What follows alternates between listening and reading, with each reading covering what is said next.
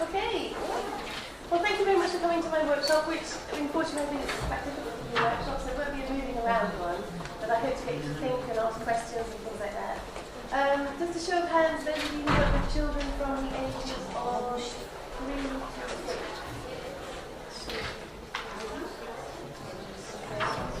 Great. Yes, kindergarten or pre-primary, yeah. Anyone who works with children from 6 to 8? Do any of you work with any older children? Okay. Sorry? Sorry, say that again. Shall we leave? No! You're very welcome. You're very welcome, although this is specifically for the younger age range, but you're very welcome to stay. Is anyone a teacher educator or works in university? Okay. Is anyone here anywhere else that I can ask? Something I haven't asked about? Are you all teachers of English, or are some of you educators? That is the generalist pre-primary educator. Anybody here a generalist pre-primary educator? You're all teachers of English. All trained. I've got a few more years for that.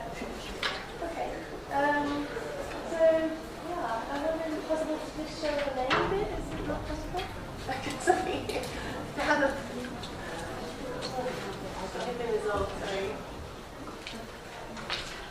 Yeah, you don't want to see the two of my slides, do you?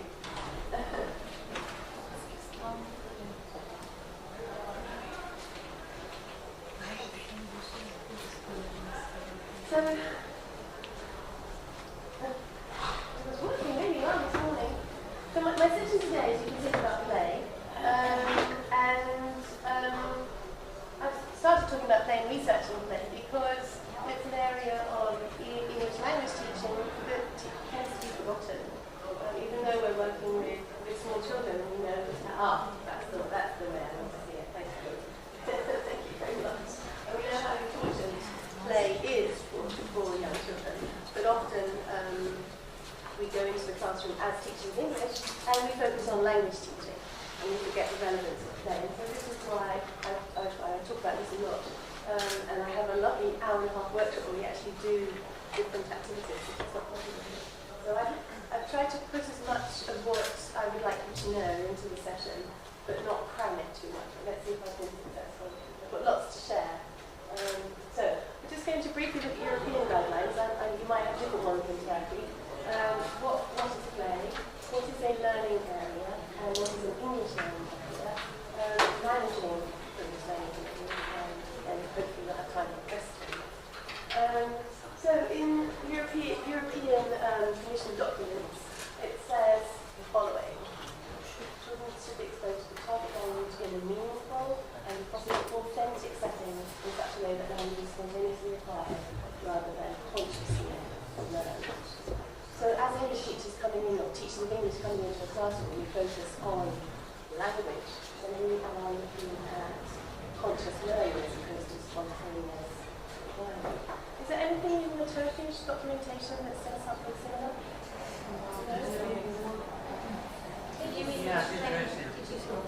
In the English language teaching model? Yes, and it also talks about acquiring naturally.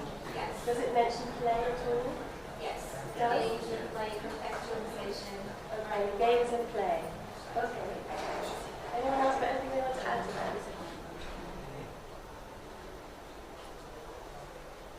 Okay, so as I've said, I'm talking about play, and we've already heard mention of games and play. They're not quite the same thing, although you can use them to the same means. But play itself is really something that we're not quite sure what it is. So have a little think, talk to the person sitting next to you.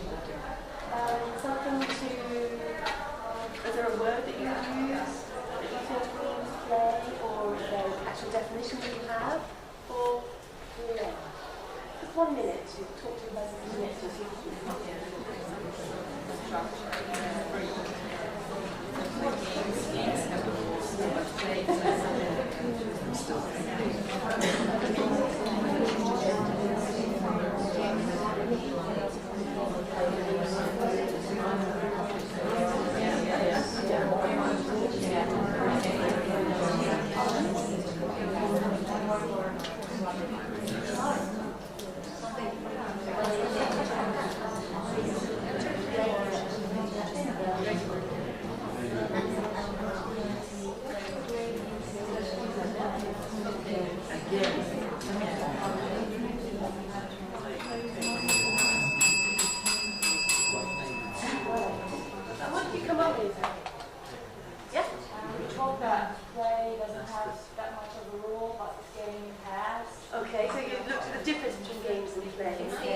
games might have rules and play doesn't, okay? In terms of games, you try to Okay, yeah, I didn't want you to talk about games, I talk about play. play, yes. We are not trying to win in a play. We are Okay. just like acting something. Okay, so it's about role playing, dramatizing. Okay, it's not about winning something. So again, you're comparing games and play. Okay, okay. The way of moderation. Say that Way again. of moderation. It's a way of moderation. Motivation. Oh, motivation. Sorry, yes, play is motivating. Lovely. This lady and then you. I'm going to compare play and games again. It's Okay. easier this way. Games are more structured. They have rules. Plays are more spontaneous, and there's not an end goal to the play. Children just stop doing it when they get bored. Right. But usually there is an outcome for a game. The students either compete with the time, they can compete Right. with themselves, or with the game itself. Right. So the game is more structured, more rule governed, more outcome oriented, and it has a set of rules, which is just the opposite of play. Okay. Did everyone hear that? Do I need to summarize? We heard Sorry? it. We heard it. You heard it, yeah, no, it was lovely. Thank you very much. Imagination comes to mind. Absolutely, yes. Imagination is very important in play. It's always play is more creative. Yes, because it should be freer. Although, yes, yes. Okay. Anyone else have anything to add? To me, play is a natural environment of learning for children, and like peer learning is happening in when you talk about like play. Yes, lovely. Play is often associated with children together and learning from each other, which might not happen so much in a more formal language learning context. We've come up with some brilliant, really. So I think you probably know what play is. So you might not get anything out of the session, I hope you do. So play is a child's work, and a means whereby this was written in the 1940s, a means whereby he grows and develops. And I like this in particular because it shows the relevance and importance of play, which and it might be different in Turkey, I don't know, but in most European countries, it's not normal for play to be included in language learning activities, mostly because they are short spurts focusing on language learning for maybe 35 minutes a day or even a week. And the person who is responsible for that would be a language specialist who knows very little about child education. So they won't plan for play. And in 35 minutes it's quite difficult to plan for play when children don't have a lot of language either. So it's a problem in ELT. But let's have a look then at some of the differences between play and other activities. And in fact, they've already been very nicely described here. It is about choice in play. A child will decide what they want to do, when they want to do, and how they want to do it. Therefore, they are in control of what they're doing because they have decided what to do with it. Highly motivating, that was something that came up. And it uses imagination, so we've got that one as well. It is about pretense and symbolism. Pretending that you are something or that you want to do something, and using objects symbolically. If a child wants to be a pop star, so they take a plastic carrot from the house corner, it becomes a microphone. So it often involves feeling the what if or as if modes. I think I've cut this slightly perhaps. Now, the idea that play has no rules is a very interesting one.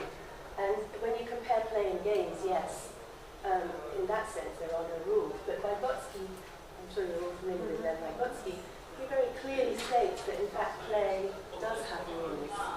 And there is always, children will, they know that if they're in a house pretending to be mother and baby, that it is the mother who feeds the child, not the child who feeds the mother. So in a lot of these role play-like activities that are play-like, there will be rules which children follow. So yes, when you compare play and games, the rules are not the same, but there are rules which govern the way play takes place.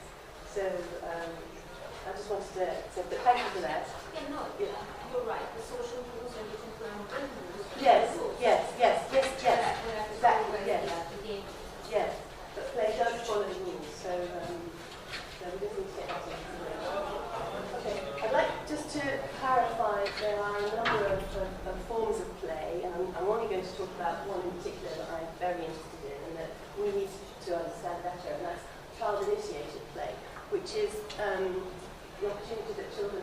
be able to explore something as they wish to.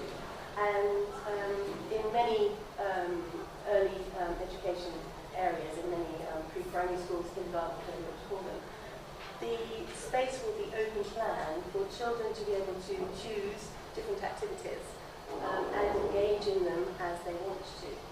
And they need to do that by themselves without an adult being there, because they need to be in control of what they do and try things out and have a go and make mistakes but not be worried about that and not feel that it's going to be a problem.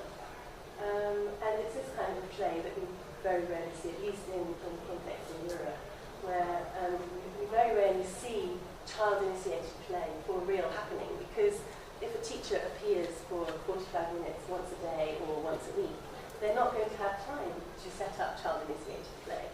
And so the play that we normally engage in with children is adult-led play which is often based on games during circle time, where we will set up activities and we will decide what it is we want the children to do with the language. Even though it might be play-like, it's not play in its real sense. And so getting this balance in our planning or even in our programme of providing opportunities for children to engage in child-initiated play, but also knowing that we need adult-led play because children also need exposure to language. Because if they don't have exposure to the English, they won't be able to use it in play. They will fall back on, in this case, Turkish, or in my case, Portuguese. So it's a real issue in our English sessions, but it's also an issue actually in general education, because academics and practitioners are still trying to work out what the right balance is between child-initiated play and adult-led play. That has a lot of discussion. So this is a typical early years setting in most European countries. Would you say that here in Turkey it would be similar? Or Yeah, but somehow. So I mentioned the idea of children having access to different areas, different stimuli to be able to play. Can you recognise any of those areas there? If you want to just have a look and then talk to the person sitting next to you. Do you recognise opportunities for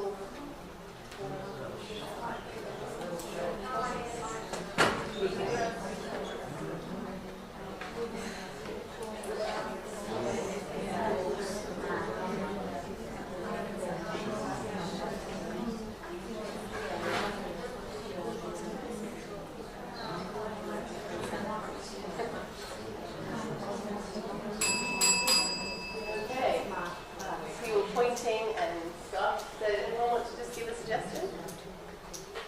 Corner. Yeah? There's a corner. So this corner here? Yeah, reading. Okay. What happens there? Reading. Yes, okay, it's a reading library corner. Yeah? Anything else? Puzzle table. Puzzle table, yeah, puzzle table here. The wooden toys table. Read table, math corner. Here maybe? Yeah. Could Science be. or It could be, doesn't it? Yes, or it might be something to do with what's here. role player. Yes, it's a role player, isn't it? It's a short role play area. And close to the thing. You know, like there's on the left side. Close. It's also Yes, a dressing up area. Good, dressing up area. And there's a computer area, that's right, yeah. Yeah. Arts and crafts. Arts and Could structure. be, yes, I'm not sure what these are here. Or sort of see. Okay. Maybe for garden. Maybe. But I think you picked up most of them. So, you didn't pick up the small world play, that's right. So, with little figure pieces or plastic animals for the farmyard or the zoo, yeah, small world play. Okay. Dressing up, computers, reading, shop role play, and wooden toys. So those are just some of the areas that you might have in a normal classroom. That we might actually have our English sessions in. Yes. Most of you, what I would call parachute teachers, you go into the classroom, you do your English bit, and you come out again. Is that how you would pretty much what you do? Does anybody here not do that? How do you do it? My skills at the work at our food school, so we have had the English, so I'm with the kids in the morning and then the Turkish teachers in the Okay. afternoon, or the other way. Right, lovely. So you would spend your day or your morning in a classroom like that. Yes, it's bilingual. Okay. So a lot of what I'm saying you probably do. Just a minute. what I'm going to say you probably do anyway. Okay. Because my focus is very much on the foreign language context where children will have little English for spurts. So this is how learning areas work in mainstream education. The educator will set out particular activities or particular resources that they will want the children to engage with, and they will use these resources, play with them, and they have decided what it is they want to play with and how they want to play with it. And the educator should be an observer more than anything else. Sometimes they might be a co-player, but only when they're invited in. Okay? But the role of the adult in children's play is still being investigated, and it's still an area which many people don't understand. And they don't understand how much you need to actually interact. So that's whole area. So what happens here is that children are given responsibility and they learn about being responsible human beings through play in that kind of context in general education. And you can see that they are respected as autonomous learners. This is one of the goals of pre-primary education, is to develop an autonomous learner who will then go out into the world. Unfortunately, at least in Portugal, when they get to primary education, that autonomy is stripped away from them. And they sit in rows and they have no choice whatsoever, but that's another story. So what then do we do as English language teachers when we have to do what I said, we are parachute teachers, and we drop in for our 45 minutes however many times a week. And we tend to do circle time and table time, and we will have our focus, we will focus on language, and we can't fit in play, we can't fit in that lovely child initiated play that I've just described. So what we can do, and what I've been investigating and what we can do in Portugal for quite a while, and it's also happening in parts of Spain, in Cyprus, and in South Korea, and possibly other places too that I don't know about. We have an English learning area which will fit into all those other areas that we've seen in the classroom. It's one other option, one other choice for the children. When the English teacher goes away, leaves the classroom, the English learning area stays. Yeah? So it's a permanent place in the classroom, and all of the resources which the English teacher has been using, which prompt the children to think in English, to use English, are left in the English learning area. And they are given the opportunity to decide if they want to play there or not.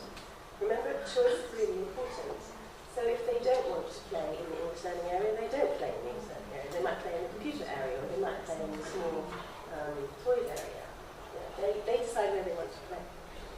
But you'll find that most children will want to play there fairly regularly. And if not, it's the responsibility of the educator to help them decide, so you haven't played in this particular area for a while, would you like to? And there is some exciting thing for you to do there.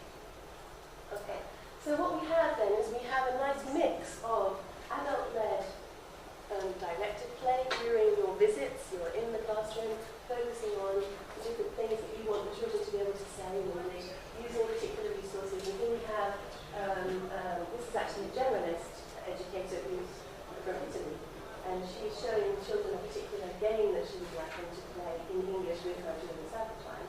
Then once they've got familiarised with the language they need for that game, then she puts it into their learning area, and the children are there playing the game by themselves. So in actual fact, what happens here is there's a lot of games in the learning area because they are perfect mediums for chunks of language which the children might have been learning with the educator.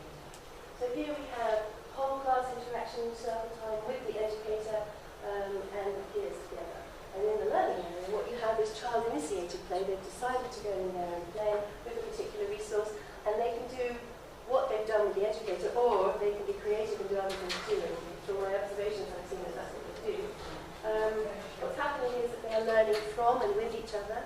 So Vygotsky actually compares adult-led play, talks it formal instruction, and teacher and child-led play tends to be informal in its instruction because the children are learning with each other.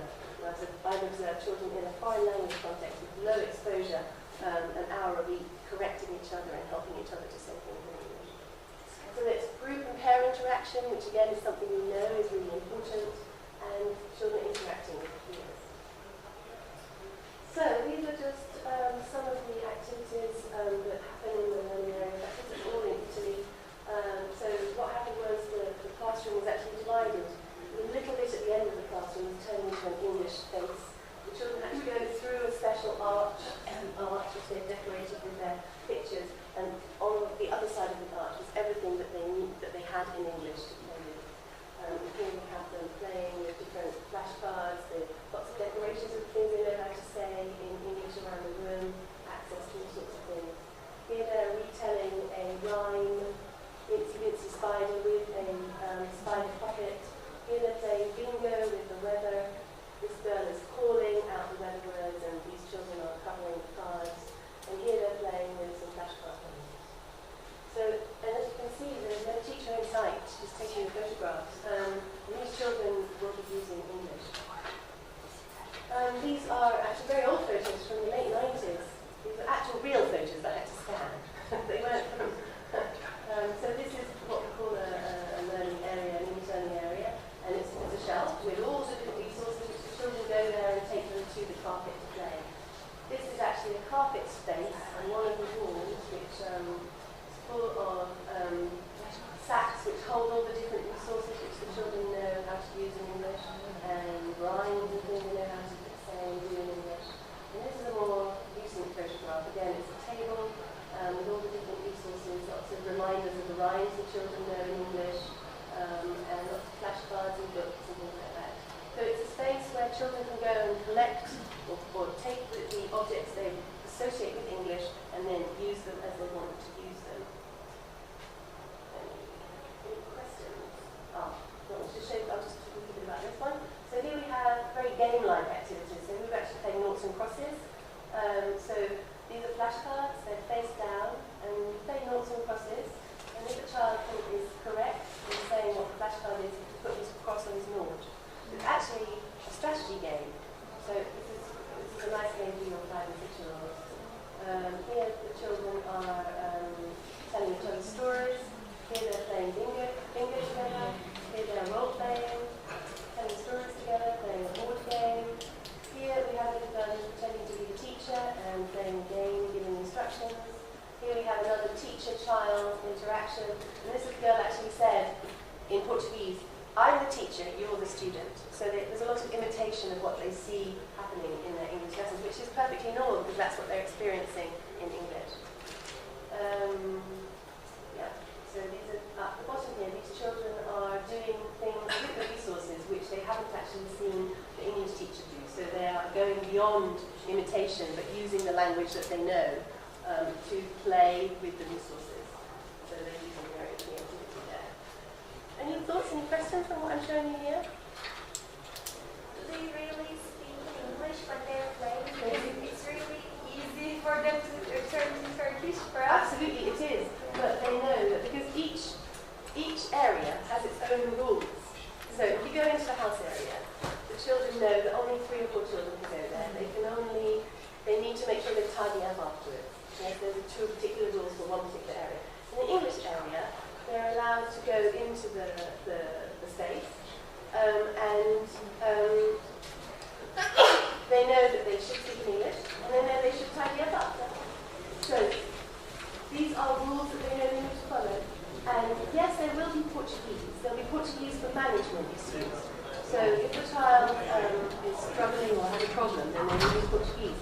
But with the actual resource, and while they're playing, while they're doing the activity, they will speak in English because that's the language they associate with that particular resource. And also they know that that's one of the rules of that area. Yeah? And then what will happen is that when playing is finished, then we will come back to circle time with the educator, not with the English teacher because she won't be there, with the educator. And the educator will ask them, okay, so what did you do? So she'll speak to all the children in Turkish or in Portuguese, and they will tell them what they did. And when the child is talking about the English area, the educator will reinforce, and did you speak in English? Did you help anyone speak English? Can you remember what you said? So it's not isolated. So it does mean that your educator needs to be on your side as well. That even though they don't speak in English, we've worked with educators for many years who don't speak in English, that they are able to show an interest in what the children are doing in English, which is really important, really important. You don't have the educator on your side. You know. Any other questions about this? Can you see yourself doing it in your context? Unfortunately, we don't have English learning area in our school. But very few schools do. You have to set it up yourself. They've got stations like that Right? with primary teachers. Yeah. So, when it's our lesson, we have 13 hours of English learning. So some of the lessons are free playtime. Right. So we give them that. The only rule is to speak English around it.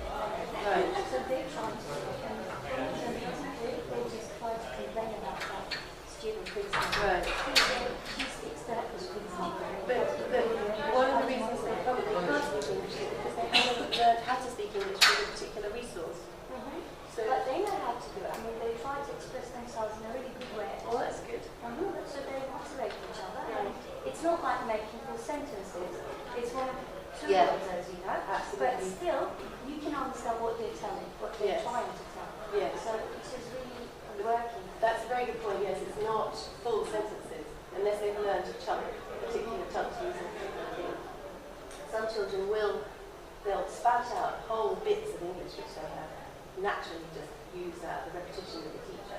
But often there will be single words, or there might be a Portuguese sentence with a couple of English words in the middle, but in the right place.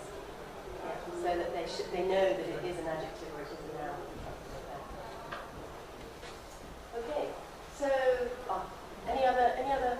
Sorry. I've got a question Yes. about these corners. Yes. I was just thinking, if we use this kind of places just using the language, how can you manage the number of the students? You know, there are some corners this is more popular, for example. Everybody's like Okay. going there and Because chaos. this does not happen during the English lesson. Mhm. Yeah, it happens during the day. So there are times in the day when the children are all playing, and that will be organised by the educator, the generalist educator, who will have her own way of deciding or helping the children decide where they want to play. Mhm. And I've worked with many educators, and they have different ways of doing that. So they might have lanyards, and the children are sitting in a circle, and they have to choose the area, and they wear the lanyard, and off they go. So the last child to get the choice probably will not go to where he wants to go. Or they have a rota where they know that if they've chosen something one day, they can't choose it the next day. So that stops that kind of thing. So and this is something that the educator will know. So if you're responsible for that somehow in your 13 hours with your children, and you know that 28 children cannot fit in a little area, then you need to collaborate with them and find out how they organise, moving the children around. Even after they get used to the system, they also decide where to play. I mean, they put the rules for the others actually. They say, you play when you want to say. Right. So it's our turn. Yeah, no, absolutely. And that's children have learnt to be autonomous, so that's It great. takes time. It does. It doesn't happen overnight, and it's something which you need if if your educator can be your ally. It's really important. Yeah, absolutely. Yeah. Okay, I'm going to move on. So, what we need to think of ourselves are teacher as mediator, so we're mediating between the resource and the language. Yeah. So we realise that during circle time, what is it that we're doing that helps the children pick up the language? What opportunities are we giving them to take on as much language as possible? So they're not just answering the questions, but they're able to ask the questions as well. They're not just doing the actions, they're also giving the instructions as well. Okay? But you also need to be a planner, because you need to be aware of how the resource and which resource is useful for you to lead in the area. And so the children have access to it so they can play with it in English. And it's here where you need the support of your educator to help you. Because if you're not in the classroom, she's the one who's going to be organising the time that they spend, when they can do it, and how the space works. Something else that is important is the rotation of the materials. They can't always be the same look. So, I'm not sure if any of you in this kind of context, maybe have a little bit longer, maybe 2.5 hours. But this often works. I wasn't sure if I'd have anyone from language schools here. No? Okay. But in language schools where you might have a little bit longer, but maybe just once a week, 2 hours, for example, then you might start your session with centres when the children come in, and then you come together afterwards and you talk about it with the children, what they've done. Or you could split up your session and have the centre time in the middle after a table time activity, for example, and then they would individually, once they finish an activity, they would choose.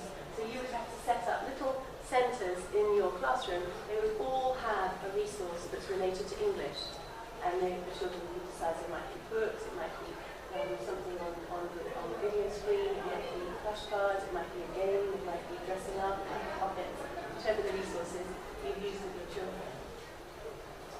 So,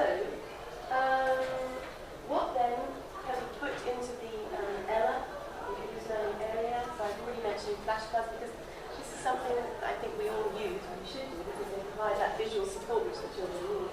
Lots of different game-like activities can be played with flashcards.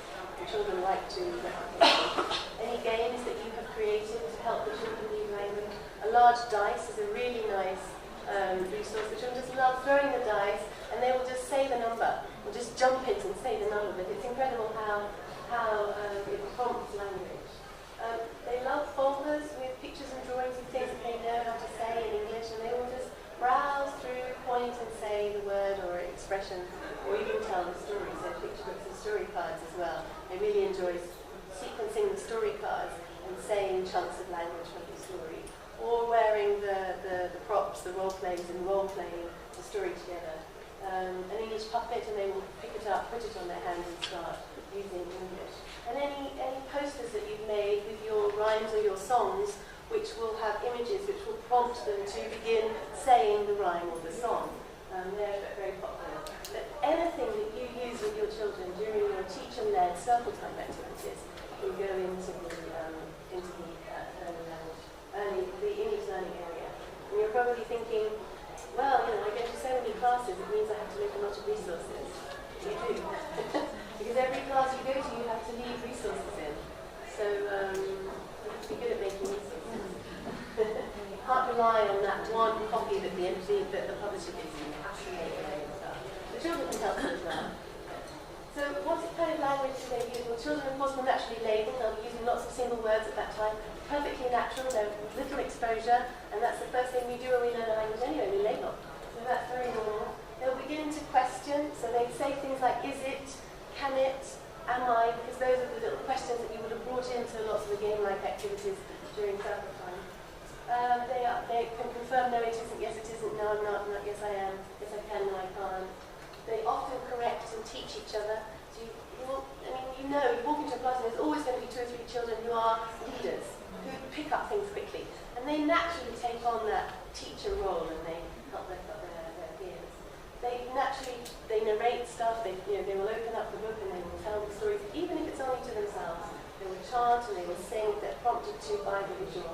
They even make jokes. And that really is creative with language. They will use a particular word or a particular chant in a place which is funny, and they deliberately use it then because they want their peers to laugh. And they play. They really do play with the objects, because it ticks all the boxes, most of them, in the sense that they've chosen to do it. They're using that resource as they want to. They've decided how they want to do it and what they want to do, when they start and when they stop. So that's pretty much what we decided. So you're probably thinking, okay, so how does it actually happen? Well, I just want to give you a little bit of theory about Jerome Bruner. When he was in Oxford in the 70s with colleagues, he was really interested in discovering how children learn to communicate. And so they watched dyads, parent and child dyads, about hundreds of them, and they discovered a thing called a format. And a format has a sequential structure, clearly marked roles, and a script which is consistent and repetitive, and it supports communication. So, first format that Bruner discovered with his colleagues was this one. Do you know what this game is?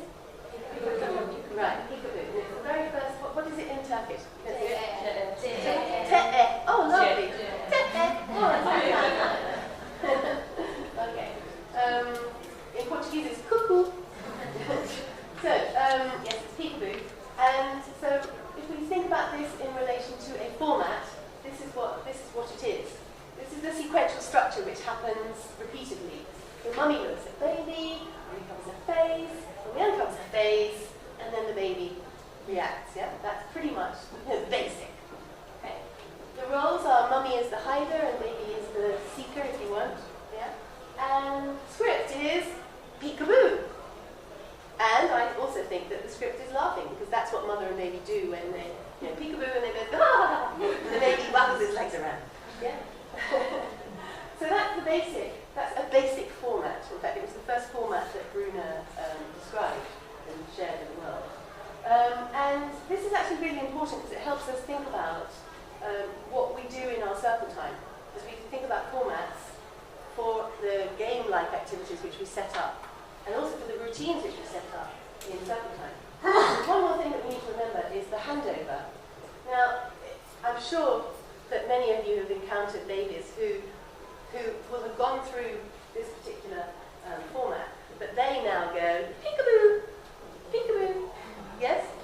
Because the parent has handed over that role, they have become the hiders. And that's really important, because what's happening is they are learning both the laughing language and the peekaboo language. They're learning both scripts, yes? And this is what we need to make sure that we do with our English, with our children doing English, is that we hand over so that they become the leaders and they can take control. So a format then is a routinized and repeated interaction in which adults and children do things together using language. That is what we do in our English classes. We do mini formats all over the place. We just have to be aware of them. And once we become aware of them, we become aware of the language they involve, or they need, they require, both as the teacher and as the child. And you're able to ensure that the child has that language to go into the ELA, to go into the English learning area. So let's then have a look at just one little game for you to get the idea of a format. So this is a game we all know. It can be called Kim's Game, it can be called Helmanism.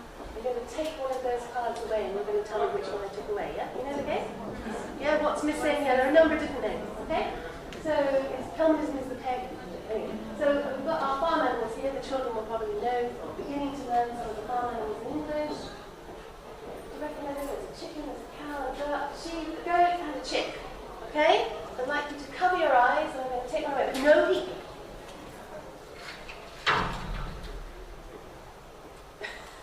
No peeking, cover your eyes. Okay. One away. Anyone tell me what it was? Yes, what is it? It's, I think it's a cow. Let's see, is it a cow? Yes, it was the cow. Well done. And we might do it again. The child who guessed it was a cow would come up. Okay. So yes, that's a very simple format. So, can you think, what was the structure? No, the structure. Not the script, not the script. You think that's what's the structure? Yeah, you have the card. Yeah, you ask the children to close their eyes, yeah. Then you take one away, and then open your eyes, and then right. So that's the structure. That happens every single time you play this game. Okay? And that's important that the children know that that's what's going to happen. Yeah? And then you have your script, which is what's missing. Well, first of all, it's cover your eyes or close your eyes, whatever you want to use, as long as you're consistent. Open your eyes. What's missing? Okay, right, well done. So, there we go. And the roles are someone is responsible for hiding and someone is responsible for guessing. Yeah. Okay, good. So here you have the script there, and I don't know if you remember this little photograph that you saw earlier. This is what the children were playing, and this is what they were saying. So this little boy was the teacher, and he was saying, close your eyes, open your eyes, what's missing? And this little girl here was saying, well, she will say when she's opened her eyes, that sister is missing. So that's the script. So this is how they do it, because they have been, you've become aware of what it is you're doing during circle time, and you've made sure that children have come up and become the teacher, so they can learn the script which they need also to lead this activity in the learning area. Okay? Often teachers think that they are the ones that have to be at the front all the time, but in fact it's very important as soon as you can bring the children to the front so that they can take control and lead the game.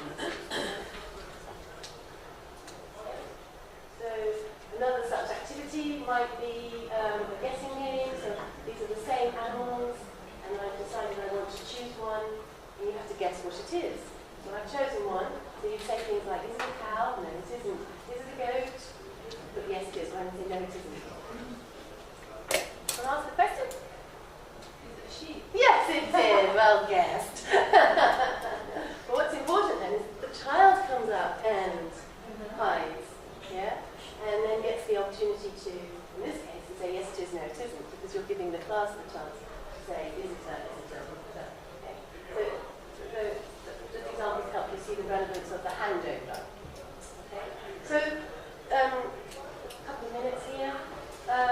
We look at a kind of model. This is taken from Play Spiral by Janet Moyles, and this is for generalised education. So in Janet's Play Spiral, she would start with the children playing, and then the educator would be responsible for helping those children see what it was they were doing. But in English, because the children don't have the language and they need it, we have to start with teacher-led directed play in sample time, where we're exposing the children to the language. So then the resource goes into the English learning area, and the children can start to play with it, start to get used to it, and get the feel for the resource and the language to be used with it. And then when the English teacher comes back, there's a little bit more focus on that particular resource. And then, again, it goes into the learning, or it stays there the whole time. So you gradually get this motion of children playing and then coming back with the English teacher, and then playing and going back to the English teacher. So this would be over a period of maybe 4 or 5, 6 lessons. And then, of course, that supports growth and development in English. I've written about this, I've published about it, there's stuff online. There's a handout which is on the website, the conference website, which will give you all this information with links that you can read, and there's a webinar that you can watch. Sorry? Can we reach this slide? You can, but what you've got online is it's all written out. So pretty much what I said here is there. Okay? So Ella's English learning areas, when organised a resource to coordinate with teacher-led activities. So things that you've done with the children. They are an effective and an age-appropriate means of facilitating additional opportunities to exploit English that the children are learning with you. And I think exploit is a key word here, because children very rarely get a chance to exploit, and exploit in its real sense, for my benefit, for the child's own benefit. They need to exploit English, otherwise what's the point of them learning it? They really need to use it because they want to enjoy it and have fun. And they can do that if they are able to use English to learn. So that's what I had to share with you. Have you got any questions or anything like that? Any more questions? How many minutes per day of free playtime do you recommend? In the idea. That's ideally. Well, I think they should be playing almost all day. Yeah, but yeah, it very much depends. In our case, there will be days when the education doesn't even organise play for the children. So, but it's not, because we've left at that time, because we're what I call parachute teachers. You go in, you do your bit, and you leave. But half a day. But I mean, I'm no play specialist. But children should be playing a lot more than they actually do.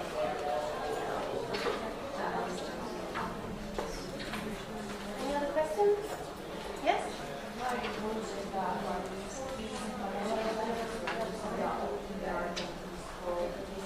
Yes? Right? Throughout your presentation, I told myself whether I wanted to adapt this really into the primary school. But since our class doesn't have much space, they are more of an area system. Right. So we don't have learning areas in each corner and stuff like that. So how can, like, the preschool, they probably want it to be. They should, yes, they should expect it in yeah, they should. There's no space, how can you, like, I can Yep. So what you could do is give the children miniature versions of the different activities that you do in your lessons. So they can take them into the playground. So you could leave it there, but you could also give it to them to take home or to use in the playground.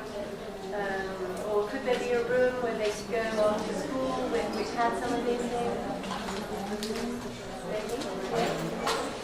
But what you need is to give them the opportunity to use what they learn with you, with the resource they learn, because they will associate that resource with English. That's key key.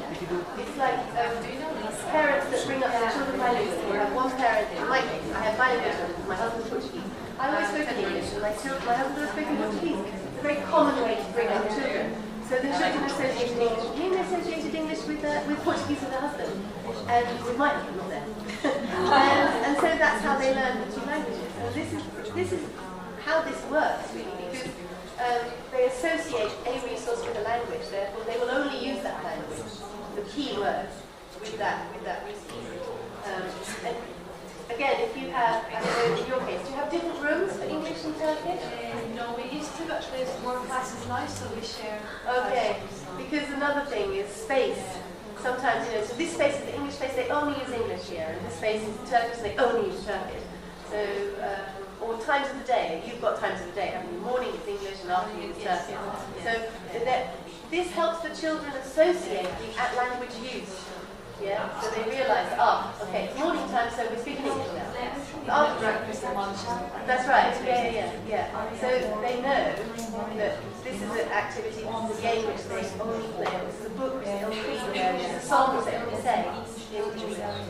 They make that association. Any other questions? Thank you very much for coming. Thank you.